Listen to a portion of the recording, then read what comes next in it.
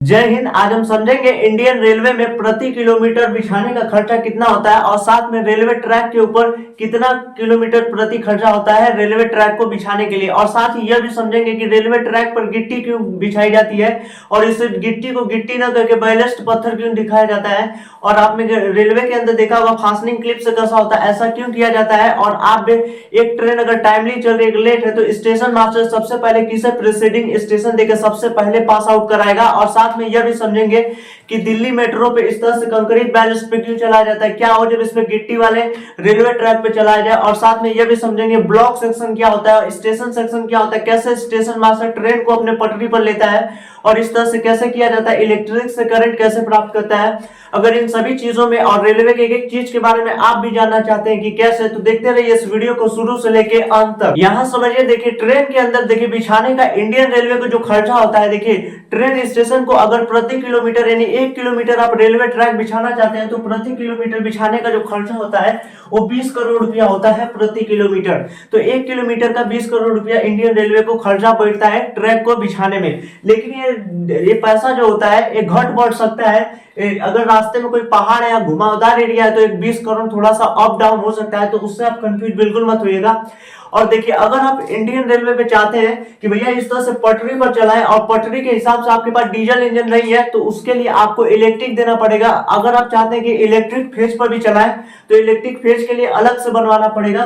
तो electric phase को आपको इस तरह से बनवाने के लिए एक्स्ट्रा इलेक्ट्रिफिकेशन का जो खर्चा होता है 1 करोड़ रुपया प्रति किलोमीटर आता है इंडियन रेलवे के ट्रैक के किनारे। तो इस तरह से आपको इलेक्ट्रिक पोल दिया जाएगा और इसके अंदर आपको क्या करना पड़ेगा, तो वहीं से हो सकता है। तो इलेक्ट्रिक पोल का खर्चा कितना आता है, उतना आता है। देखिए अब जो ट्रेन होती है, ट्रेन जो चलती है उसको हम लोग क्या कहते हैं, रेल। देखिए कितनी भी ट्रेन होती है रेल, और इस तरह से पटरी सेक्शन को हम लोग कहते हैं रेल, और इसके ऊपर चूंकि चलती है तो इसी को हम लोग कहते हैं रेलगाड़ी। तो देखिए रेलगाड़ी जो होती है इसी पटरी के ऊपर चलती है, तो इसको ध्यान से समझिएगा।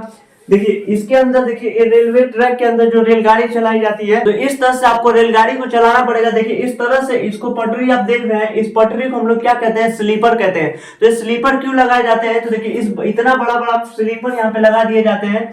और देखिए क्योंकि ट्रेन को इतना भयानक ट्रेन को अगर आपको लेके जाना है तो यहाँ पे स्लीपर आपको जरूर देना पड़ेगा। क्योंकि अगर ट्रेन नॉर्मल अगर स्लीपर नहीं होगा तो ट्रेन यहाँ अंदर से धंस जाएगी। और आप भी फिजिक्स के क्लास में कक्षा 10 में पढ़े होंगे कि किसी भी चीज का अगर दाब बढ़ा दिया जाए यानी दाब अगर एरिया को बढ़ा दिया जाए तो उस पर लगने वाला टेंशन यानी प्रेशर जो होता है वो कम लगता है। इसीलिए इस तरह से लकड़ी का फट्टा बांध के उस पर पासनिंग क्लिप से कस दिया जाता है। तो इस तरह से आपने देखा होगा इंडियन रेलवे के ट्रैक के किनारे।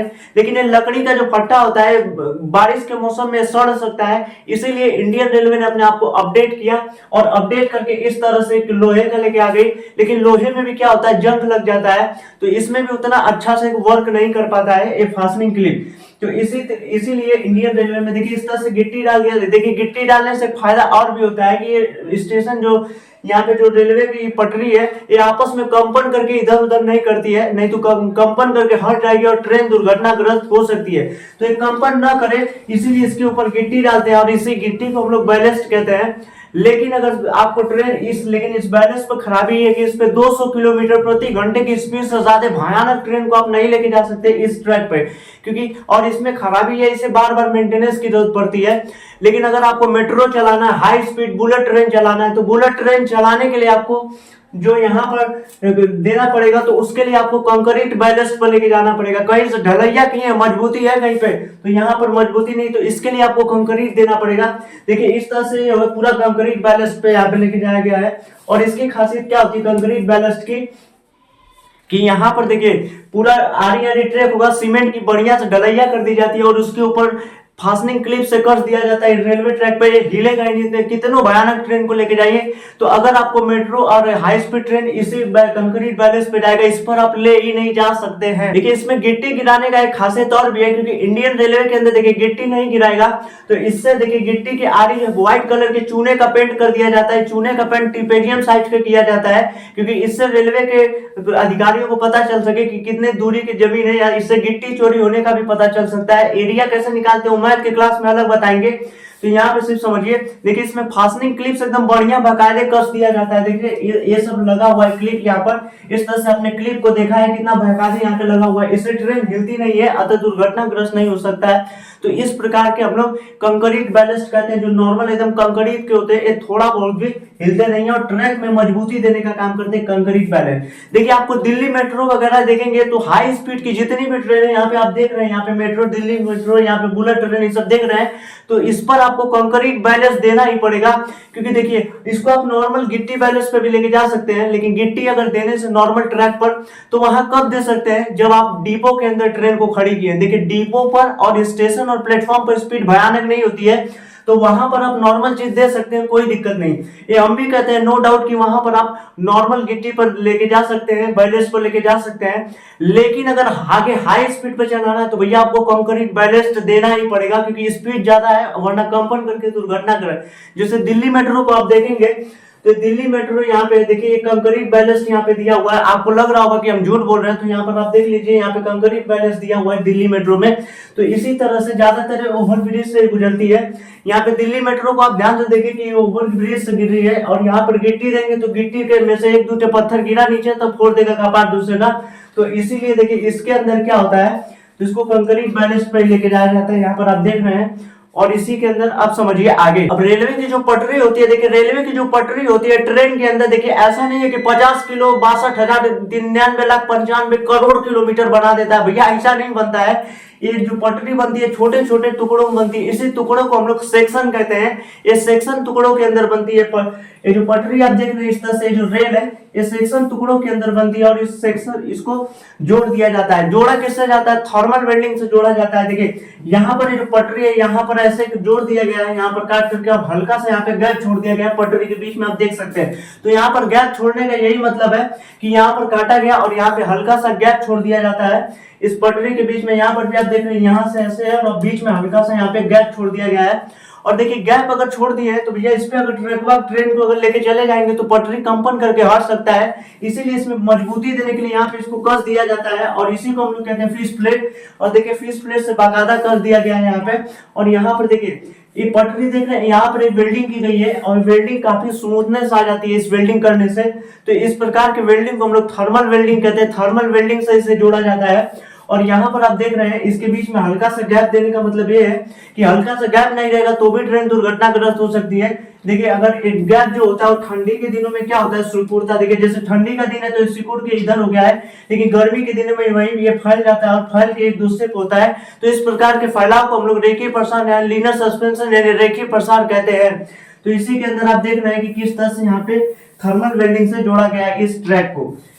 और यहाँ पर समझिएगा, देखिए इस तरह से रेलवे ट्रैक के अंदर आपने इस तरह के इंडिकेटर को आपने जरूर देखा होगा। ये इंडिकेटर क्या काम करते हैं कि ट्रैफिक पे लगे हुए सिग्नल को, मान लीजिए कोई भी ट्रेन है वो 80 किलोमीटर प्रति घंटे की स्पीड से आ रही है, जबकि येलो पर स्पीड आपकी 20 किलोमीटर से ज्यादा नहीं होनी चाहिए, लेकिन वो भयानक स्पीड से लेके आ रहा है, तो ये सिग्नल तुरंत समझ जाएगा कि भैया इतनी तेज लेके आ रहा है। तो इसका मतलब है तुरंत उसको ऑटोमेटिक सिग्नल देगा, और उस ट्रेन को लोको पायलट को तुरंत सिग्नल देके ब्रेक अप्लाई कर देगा, और उस ब्रेक अप्लाई करके उस ट्रेन को रोकिए देगा। तो इसका काम यही होता है, रेलवे प्रोटेक्शन ये काम करता है। ये रेलवे के अंदर प्रोटेक्शन करने का काम करता है और ब्रेकिंग को अप्लाई कर देता है इस ट्रेन के अंदर। तो यहाँ पर भी आप देख रहे हैं, तो इस ट्रेन की जो स्पीड होती है वो इसी को संचालन करने का काम यही करता है। इस तरह से आपने रेलवे ट्रैक के किनारे देखा होगा इस शेप को। अब यहाँ पर समझते हैं कि ट्रेन के अंदर देखिए रिजर्वेशन का और डब्बे के अंदर पैसेंजर इतने सारे भयानक जनसंख्या बढ़ रही है, इतनी ज्यादा है, तो रेलवे ट्रैक कोई बढ़िया क्यों नहीं बनाता। आपके भी दिमाग में प्रश्न आता होगा। देखिए इंडियन रेलवे जो है वो अंग्रेजों के जमाने में लाई गई ये ट्रेन है, सिस्टम है।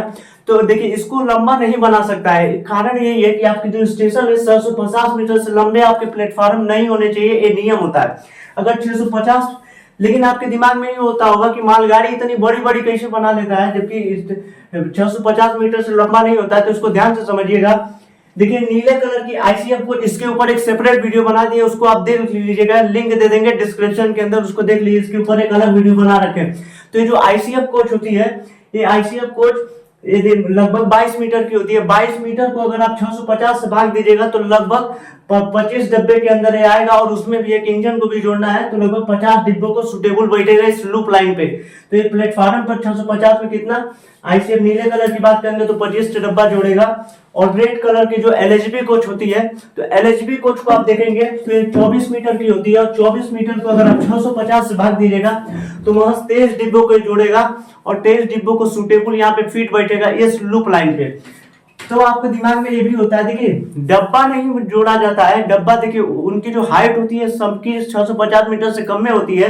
तो आपको लगता होगा कि ये बोक्सन बहुत बढ़िया बोगी है, इसमें बोक्सन में बहुत ज्यादा होता है, बीसीएन में बहुत, देखिए बीसीएन बड़ा नहीं होता, बस डब्बा छोट होता है, बाकी सही है, सब वही होता है।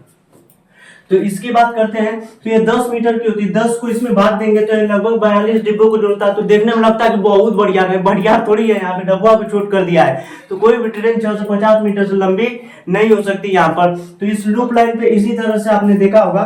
अब देखिए, अब यहाँ पर आप समझिएगा, देखिए लूप लाइन से कहीं जाने के लिए देखिए यहाँ पर स्टेशन और यहाँ पर स्टेशन बनाया गया। इस स्टेशन का नाम मान लीजिए ए है और यहाँ पर 2A है और यहाँ पे 2C है, ठीक। और यहाँ पे पैनल बदलने का सिस्टम होता है स्टेशन पे। मान लीजिए कोई भी ट्रेन यहाँ पे खड़ी है और ट्रेन को स्टेशन पे लेना है, मान लीजिए यहाँ पर कोई ट्रेन है, अब यहाँ पे पैनल बदलने का यहाँ पे सिस्टम दिया रहता है। मान लीजिए यहाँ से कोई ट्रेन आ रही है, उसको लेना अगले 2A पे, तो यहाँ से ऐसे करके इधर क्रॉस सेक्शन से इधर घुसा दिया जाएगा। और मान लीजिए यहाँ पर कोई ट्रेन है, उसको जो खड़ी करना है अगले 2C पर, यहाँ पर ऐसे ले जाके यहाँ 2C से क्रॉस सेक्शन से इस तरह से घुसा दिया जाएगा। तो ये नियम होता है। इसमें पैनल कैसे बदला जाता है ट्रेन के अंदर अभी आगे समझाएंगे, तो ध्यान से देखते रहिए इस वीडियो को कि किस तरह से पैनल। देखिए गोरखपुर का स्टेशन जो सबसे लंबा 1355 किलोमीटर का एकदम सबसे लंबा गोरखपुर का स्टेशन है, तो उसको भी आप लोग यहाँ पे समझ लीजिए। देखिए एक शहर से दूसरे शहर जब हम जाते हैं तो लूप लाइन के थ्रू जाते हैं, लूप लाइन के थ्रू। और लूप लाइन जो बनाई जाती है एक लाइन से दूसरे शहर में जब हम जाते हैं तो लूप लाइन को ही हम लोग स्टेशन कहते हैं। और स्टेशन में हम लोग इधर उधर जाते हैं, लेकिन जब स्टेशन को ट्रेन छोड़ती है तो उसको हम लोग कहते हैं मेन लाइन यानी ब्लॉक सेक्शन। उसके बाद ट्रेन कहाँ गया, स्टेशन को ना कंट्रोलर की सिर्फ कंट्रोलर को पता रहता है। तो हम मेन लाइन के थ्रू, एक सिंगल लाइन को हम लोग कहते हैं मेन लाइन, और मेन लाइन के थ्रू ही एक शहर से दूसरे शहर जाते हैं। तो लेकिन जब ट्रेन देखिए मेन लाइन को छोड़ करके जब स्टेशन पर लेना होता है तो जो कंट्रोलर होता है स्टेशन मास्टर को कम्युनिकेशन करके बता देता है कि भैया एक ट्रेन को अब एक छोड़ रही है मेन लाइन को, अब इसको आपने अपने हिसाब से स्टेशन दे दो। तो जो सा प्लेटफार्म खाली होता है, जो स्टेशन मास्टर होता है उसको अपने किस पे लेता है, प्लेटफार्म पर ले लेता है। तो लूप लाइन किसके थ्रू जाता है, तो इसी लूप लाइन को हम लोग कहते हैं प्लेटफार्म। प्लेटफार्म जो होता है लूप लाइन पे बनाई जाती है, लेकिन मेन ट्रेन कहां से आती है। देखिए यहाँ पर मेन लाइन यहाँ पे आपको देख रही है, मेन लाइन इस तरह से देख रही है, और इधर से देखिए, इधर से ये जो ट्रेन है ये सब लूप लाइन के अंदर जाती है। तो जो भी स्टेशन बनाए जाते हैं वो लूप लाइन पे बनाई जाती है, न कि मेन लाइन पर। अब मान लीजिए कोई भी ट्रेन आई है, उस ट्रेन को स्टेशन सेक्शन के अंदर खड़ी कराना है, न कि वो मेन लाइन के ऊपर खड़ी रहे। अगर मेन लाइन पे खड़ी रही ना तो स्टेशन मास्टरों को नहीं पता, तो भैया ये कैसे पता चलेगा कि ट्रेन मेन लाइन पे खड़ी है कि लूप सेक्शन पे खड़ी है। तो इसकी पहचान देखिए गार्ड करता है। गार्ड का जो डब्बा होता है ये वहां पर लिखा होता है FM यानी फॉलोइंग मार्क। देखिए फॉलोइंग मार्क लिखा होता है गार्ड के डब्बे के सामने। तो जो ट्रेन स्टेशन जो ट्रेन चालक होता है ट्रेन को आगे लेके जाता है और वहां पर पूछता है गार्ड से कि देखो भैया कि हम लोग कहां पर हैं। तो गार्ड देखता है कि फॉलोइंग मार्क को ढूंढता है कि फॉलोइंग मार्क, उसको लगता है कि भैया वहां फॉलोइंग मार्क है। तो फिर कहता है कि दीवान जी आगे लीजिए थोड़ा सा, तो डब्बे को थोड़ा सा आगे एडजस्ट करता है, तो आदमी घबरा जाता है, भैया वो एडजस्टमेंट कर रहा अभी। तो ये फॉलोइंग मार्क को देख के, तो फॉलोइंग मार्क के अंदर आपका गार्ड का डब्बा होना चाहिए, न कि मेन लाइन को पार करके मेन लाइन पे खड़ी होनी चाहिए, वरना कोई पीछे से एकदम ताबड़तोड़ राजधानी या सुपर फास्ट एक्सप्रेस आएगी तो उड़ा के चल जाएगी। इसीलिए इस चीज को इंडिकेटर दिखाने के लिए इस तरह से रेलवे ट्रैक के ऊपर FM लिखा होता है। आप भी इस तरह के देखे होंगे रेलवे ट्रैक के किनारे इस तरह से FM लिखा हुआ। तो मेन लाइन के थ्रू ही कहीं पे भी हम लोग जाते हैं। जब आप इंडियन रेलवे में आप भी अगर सफर करते होंगे तो ट्रेन के बाहर ढांकने पर आपको कुछ खंभे नजर आते होंगे और इस खंभे के ऊपर कुछ नंबर लिखे होंगे, और इस नंबर का क्या मतलब होता है आपको भी जानने का मन करता होगा। तो देखिए इस खंभे को हम लोग पोल कहते हैं, इसके ऊपर पोल या जजमेंटल नंबर लिखा होता है, और असल ये ड्राइवर के लिए लिखा होता है। मान लीजिए ड्राइवर ट्रेन चला के जा रहा है और उसको रास्ते में कुछ भी गड़बड़ दिखा तो भैया वो तुरंत वाकी टाकी में फोन लगा के समझाएगा स्टेशन मास्टर को, भैया आपके इस शहर में और यहाँ पे पटरी थोड़ी सी डैमेज है, तो कैसे बताएगा, क्योंकि उसको गांव और शहर का कोई पता नहीं है। अगर ड्राइवर निकल गया ना तो भैया वो जानते नहीं है कि ट्रेन कहाँ जा रही है, तो इसीलिए नंबर को इंडिकेट करने के लिए लिखा। मान लीजिए यहाँ ट्रैक में कुछ गड़बड़ी दिखा तो तुरंत बताएगा कि 25 संबंधित 0 के पास एक गड़बड़ी दिखा, उसे तुरंत ठीक करिए आप लोग। तो इसीलिए इस तरह से इंडिकेटर लगा दिए जाते हैं, पोल नंबर कहते हैं। ये अदर्शन ड्राइवर के लिए होता है ताकि ड्राइवर उसको देख करके पहचान सके। और एक चीज आप और देखे होंगे, रेलवे ट्रैक के किनारे आपने देखा होगा यहाँ पर एक हुकनुमा इस तरह से खिल्ला टाइप निकला होता है। ये इसीलिए निकला होता है, मान लीजिए कोई ट्रेन भयानक स्पीड से आई और इसी खिल्ले के अंदर फंस करके वो ट्रेन रगड़ाते हुए आगे न बढ़े, अर्थात दुर्घटना यानी कोलिजन को कम किया जा सके, इसीलिए इस तरह की चीजें इंडियन रेलवे में बनाई जाती है। अब यहाँ पर समझिएगा, देखिए इस तरह से आपने गार्ड के भी देखा होगा, इसके हमें दाएं हाथ से लाल झंडा दिखाते हैं और बाएं हाथ से इस तरह से ग्रीन झंडा दिखाते हैं। इस तरह से गार्ड को आपने रेलवे ट्रैक के किनारे देखा होगा।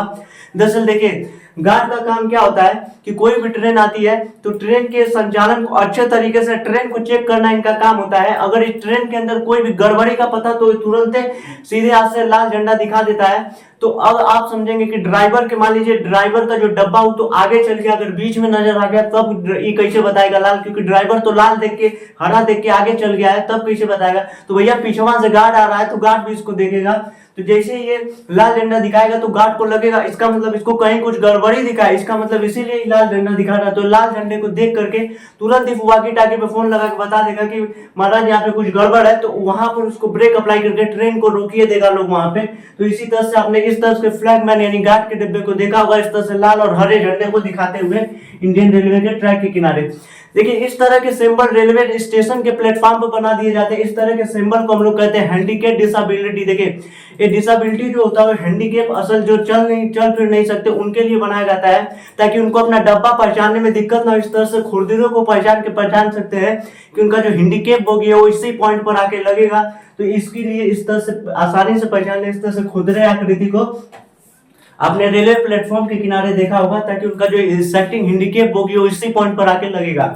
तो इस तरह से आपने देखा होगा। और साथ में आपने देखिए सबसे ज्यादा सुरक्षा तो हम लोग रेलवे ट्रैक को देनी पड़ती है कि रेलवे ट्रैकवा सही है कि नहीं, वरना सबको उलाट देगा एक के बार में, क्योंकि रेलवे ट्रैक अगर सही नहीं हुआ ना तो सबको। इसीलिए रेलवे ट्रैक पर हमेशा इस तरह से आपने पॉइंट मशीनों को घुमाते हुए देखा होगा। इसे अल्ट्रा पॉइंट डिटेक्टर कहते हैं। अल्ट्रा पॉइंट डिटेक्टर क्या करता है कि ये तरंगे छोड़ता है, अल्ट्रासोनिक डिटेक्टर इसको कहा जाता है। ये तरंगे छोड़ता है, अगर तरंग 100% लौट के वापस नहीं किसी क्रैक से गुजर गई तो वो समझ जाता है कि भैया इसके अंदर कुछ ट्रैक कुछ जिंदा है, और वहां पे नट बोल्ट खोल के उस ट्रैक को पूरा चेंज कर दिया जाता है। इस प्रकार की मशीनों को अपने रेलवे ट्रैक के किनारे घुमाते हुए जरूर देखा होगा इस तरह से पॉइंट मैन को। तो भैया ये क्या करता है, अल्ट्रासाउंड डिटेक्ट करता है कि कौन सी पटरी खराब है, इस प्रकार के जाते हुए जरूर देखा होगा। देखिए यहाँ पर भारत देश में क्या होता है, ओनली 1 फेर 2 फेर रेल ही चलता है, यानी दोनों पर जो रेल होता है उसके ऊपर चक्के दौड़ते हैं ट्रेन की दोनों पटरी के ऊपर। लेकिन यूरोप जैसे देशों में, बड़े बड़े महाद्वीप जैसे देशों में जो फॉरेनर कंट्री, वहां पे थर्ड रेल भी चलता है। देखिए थर्ड रेल क्या होता है कि 2 पर तो चक्के दौड़ते हैं, एक पर बिजली दौड़ता है, बिजली के तार दे दिया जाता है, बहुत ही खतरनाक भी भयंकर बिजली होती है इसके ऊपर। अब देखिए बिजली का तार देने से क्या होता है, अगर मान लीजिए थर्ड रेल पर यहाँ पे बिजली अगर दे दिया, ये भारत के अंदर असुरक्षित माना जाता है। मान लीजिए यहाँ पर गुटखा खा के 5 रुपए का इस पे चढ़ के लात रख गया तो सोचो मरिए जाएगा यहाँ पे, तो ये बहुत ही खतरनाक होता है यहाँ पर थर्ड रेल देना। तो थर्ड रेल काफी भयानक होता है, इसका इस्तेमाल हम लोग सुरंगों में करते हैं। मान लीजिए ऊपर से अच्छी तार ले जाने का जगह नहीं है तो इस तरह से थर्ड रेल से बिजली दे करके पास आउट करा दिया जाता है, लेकिन आपने इस तरह से थर्ड रेल इंडिया के अंदर नहीं देखने को मिलेगा। तो थर्ड रेल इसी तरह से दिया जाता है। देखिए कोई भी जो ट्रेन होती है, ट्रेन आपको लगता होगा कि फिसल क्यों नहीं जाती पटरी पर, देखिए अंदर से चक्के अंदर से पकड़ करके चलती है किसी भी ट्रेन का। तो यहाँ पर आप देख रहे हैं इमेज के अंदर, यहाँ पे देख रहे हैं, देखिए ये अंदर से पकड़ लिया है, ये अंदर से इस तरह से फ्लैग निकला हुआ है, अंदर से पकड़ के चलता है ट्रेन को। देखिए जब अंदर से पकड़ के चलेगा तो ट्रेन कभी भी गिरेगी नहीं, कभी कोलिजन नहीं। बाय द वे पर पटरी खराब होने की वजह से ट्रेन डिरेल हो जाती है, वरना ट्रेन के डिरेल होने का कोई भी यहाँ पे चांस नहीं बनता, क्योंकि ट्रेन कहाँ से पकड़ती है, बाहर से नहीं बल्कि अंदर से पकड़ के चक्के को चलती है। तो यहाँ पर आपने देखा होगा। अब समझिए आगे, देखिए इंडियन रेलवे में जो पटरी होती है वो देखिए हम आपको बार बार बता रहे कि एकदम अंदर से पकड़ के चलता है, इसीलिए देखिए अंदर से पकड़ने का मतलब क्या होता है, देखिए यहाँ से ट्रेन देखिए अंदर से पकड़ करके चलता है और इसीलिए अंदर से ये ट्रेन देखिए ये पटरी जहां जाएगी ट्रेन भी वहीं जाएगा, क्योंकि ये अंदर से ही पकड़ के चलता है। देखिए मान लीजिए ट्रेन को पटरी कैसे चेंज करती है, मान लीजिए कोई भी ट्रेन है, एक इस पॉइंट पर आ रही है, एक इस पॉइंट पर, देखिए अंदर से पकड़ के इस ये ट्रैक को धर लेगी और इधर से अंदर पकड़ के इस ट्रैक को दे के आगे निकल जाएगी। तो इसी प्रकार से अंदर से पकड़ के ही पटरी चलती है। तो यहाँ पे आप देख रहे हैं कि अगर कोई ट्रेन इन दो पॉइंट पर आ रही है तो इन दो पॉइंट पर अगर आ रही है तो अंदर से पकड़ेगी इस ट्रैक को और उधर से उस ट्रैक को धर करके इस तरह से पटरी को चेंज किया जाता है। और इस पटरी को चेंज करने के लिए पहले एक ट्रैक मैन हुआ करता था, लेकिन अब ये ऑटोमेटिक कर दिया गया है कि इसे ट्रैक मैन की जरूरत नहीं होती है, क्योंकि ये ट्रेन अंदर से और एक कोलिजन नहीं होता। जब ट्रेन बहुत तेजी से चलती है तो इसके अंदर फ्रिक्शन एंड चिंगारी भी जनरेट हो सकती है, तो इसको भी ध्यान में रखा जाता है इन सभी चीजों को। अब रेलवे ट्रैक के अंदर आपने इस तरह के गार्ड रेल को जरूर देखा होगा। देखिए एक गार्ड रेल होता है, बेसिकली ये फाटक के किनारे लगाया जाता है गार्ड रेल। तो देखिए अंदर से जब पकड़ेगी तो आप देखते होंगे कि रोड में सब मसाला सीमेंट भर करके रोड का पिच बना देते हैं, तो ट्रेन तो अंदर से पकड़ के चलती है। तो भैया अंदर उसके गिट्टी भर दी है, तो गिट्टी भरने से कंकरीट में टकरा करके ट्रेन वहीं दुर्घटनाग्रस्त हो सकती है। तो उसके अंदर एक जगह को बरकरार कर रखने के लिए इस तरह से गार्ड रेल जोड़ दिया जाता है। ये गार्ड रेल क्या करता है, इसके बीच में खाली जगह यानी स्पेस को बरकरार रखता है, जिससे ट्रेन कोलिजन यानी दुर्घटनाग्रस्त नहीं होती है। तो इसके अंदर आपने देखा होगा इस तरह से फाटकों पर इस तरह से गार्ड रेल को लगाते हैं। यहाँ पर भी देखिए गार्ड रेल है, और एक गार्ड रेल को ज्यादातर ब्रिज पर भी और फाटक के पास लगाया जाता है ताकि एक्स्ट्रा मजबूती देने का काम करे, क्योंकि इसमें ढलैया की है, सीमेंट मारे कहीं पे, तो इसीलिए इसको एक्स्ट्रा मजबूती देने का काम इस तरह से गार्ड रेल को करता है। तो इसके अंदर हमने रेलवे के एक एक पॉइंट को आपको एक्सप्लेन किया। अगला वीडियो आपको किस पार्ट पे चाहिए ये भी कमेंट करके जरूर बताइएगा। और जितना हो सके अगर ये वीडियो आपको पसंद आ रही है तो इस वीडियो को अपने तक सीमित न रखें, जितना हो सके इस वीडियो को, इस नॉलेजेबल वीडियो को शेयर कीजिए अपने दोस्तों के साथ, यारों के साथ, मित्रों के साथ। मिलते हैं आपके इसी प्रकार के एक रहस्यमय कंटेंट के साथ अगले वीडियो में। इस वीडियो के अंतिम अंतराल तक जुड़ने के लिए आपका सादर दिल से कोटि कोटि धन्यवाद।